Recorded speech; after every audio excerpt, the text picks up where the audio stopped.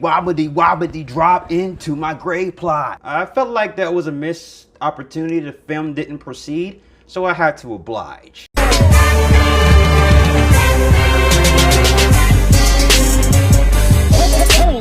I went on Hulu, came across a film called Palm Springs, and this film was directed by Max Barbakow. It's his directorial debut, and this film stars Andy Samberg from the rap group Lonely Island and Kristen Militoy. Hopefully I got that name right. And J.K. Simmons. In Palm Springs, we have this character named Nyles who is reluctant and maid of honor Sarah have a chance to encounter at a Palm Springs wedding.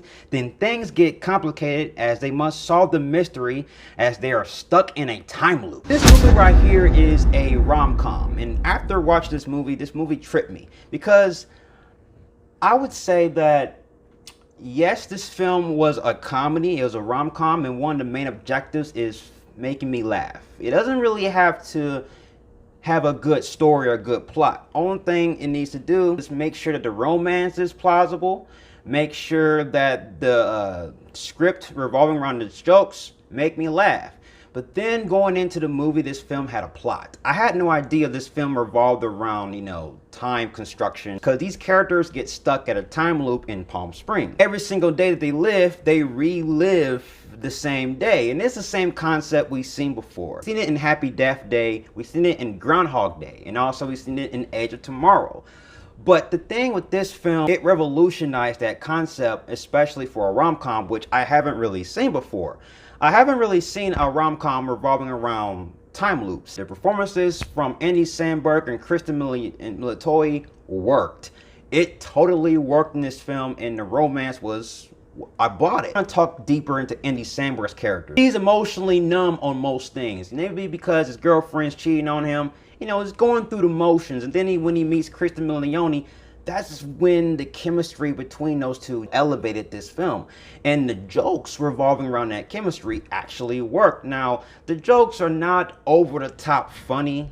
The jokes were funny, but I wasn't gut-busting laughing. That wasn't the main criteria for the film. The film still makes you laugh, but it's not gut-busting laughing due to its subtlety of the humor. Each scene in this movie has a good purpose, especially revolving around this plot, which I really want to talk about in this movie. It has a time loop. As soon as the film introduced this plot, I had some questions going in, like, okay, if you're giving me this plot, that means you are writing this film based off how funny it is and based off the romance, and you basing it off its plot. And also you learn more about Nyles, and also you learn more about Sarah, because this film has lots of layers revolving around these two characters. And when the time loop repeats itself, you get an understanding of it. J.K. Simmons in this movie, and at first, I was against it. J.K. Simmons had an over the top performance, and it was funny. I wasn't expecting J.K. Simmons to go over the top and be funny like this. It's almost equivalent to John Cena's performance in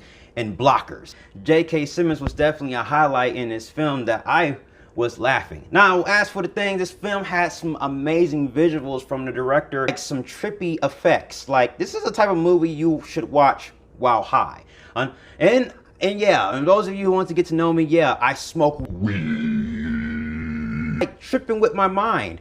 And I was like, okay, this is some really good visuals, some over-the-top visuals. Yeah, this film has some over-the-top visuals here and there. And that's what makes this film probably one of the best movies of the year, due to its plot revolving around its time loop, how they had good writing revolve that, and also they had good performances from Andy Samberg and Kristen Militoy. They even had some emotional layers to it too. Not as much as I would have hoped, but it still had that balance, like around that third act, because most of these movies, rom-coms, they usually have 4 acts. You got the first act, you got the character introducing the characters meet up. Second act, the plot elevates itself, and then it got the third act, where we have the sad montage, where the two main characters pretty much separate for a period of time, and then the fourth act, the characters come together, and then we got the execution of the plot. So usually for rom-coms, it usually comes with 4 acts. And if the rom-coms does a good job on that forefront,